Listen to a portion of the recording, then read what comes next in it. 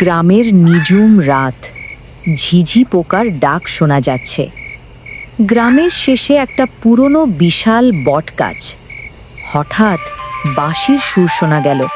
পরদিন সকালে দেখা গেল গ্রামের একজনের গরু এবং এক ছোট বাচ্চার প্রিয় খেলনা উধাও। এই নিয়ে 3 বার হলো বাঁশির সুর শোনা গেলেই কিছু না কিছু হারিয়ে যায়। লোকে বলে ওই বট গাছের নিচে যে যায় সে আর ফেরে না।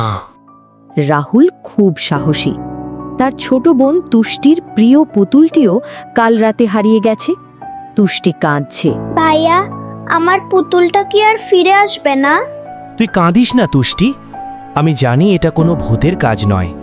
কেউ আমাদের ভয় দেখাচ্ছে। আমি আজ রাতেই এর রহস্য বের করব।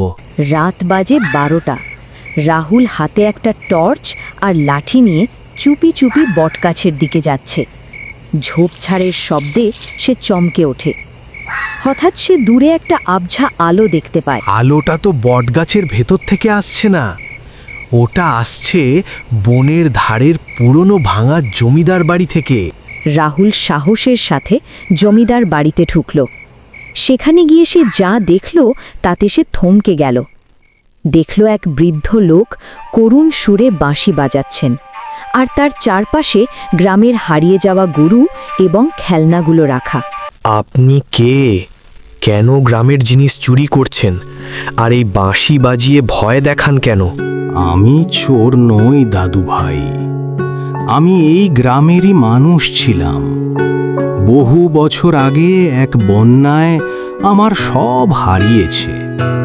এখন আমি একা।